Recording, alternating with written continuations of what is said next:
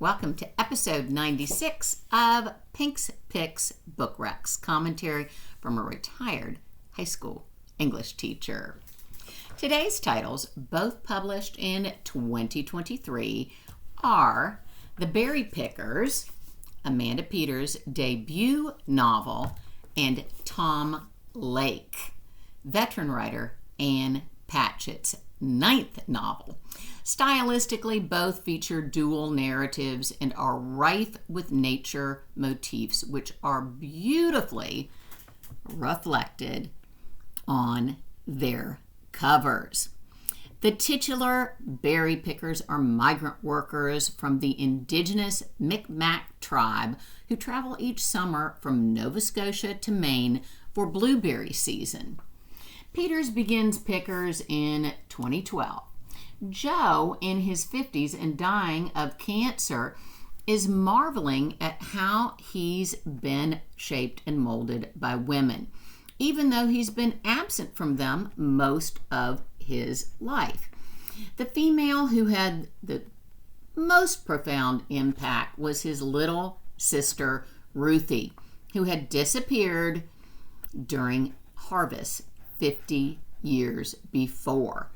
Exacerbating the tragedy, neither the police nor the landowners helped with the search because the pickers were not proper Maine citizens and were known transients. Joe's peripatetic background is juxtaposed with Norma's, an affluent native New Englander whose upbringing as an only child with an emotionally absent father and an overprotective mother was dramatically different from Joe's. Norma's and Joe's dual narratives are divided by chapters. Each of their respective stories, rather than chronological, are fluid, flowing smoothly between present and past via Peters' use of flashbacks and retrospective narration to unravel a mid-century mystery.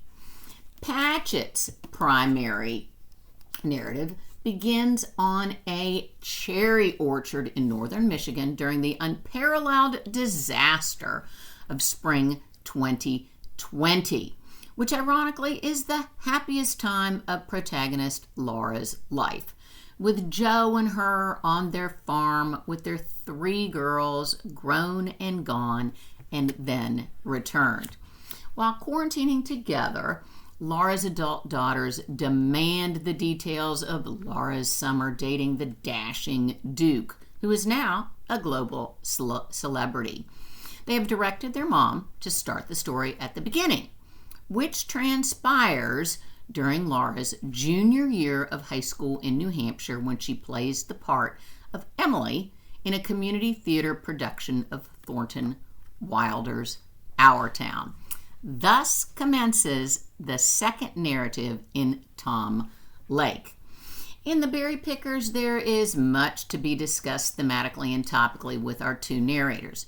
Joe's family precariously navigates between their ancient tribal world, practicing natural medicine, among other things, and their modern one, being forced to attend Indian schools and having an assigned Indian agent.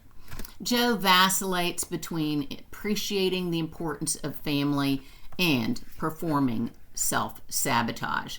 Norma values the importance of words, ironically, though, existing in a world of secrecy and deception. Both protagonists grapple with shame, regret, guilt, and grief.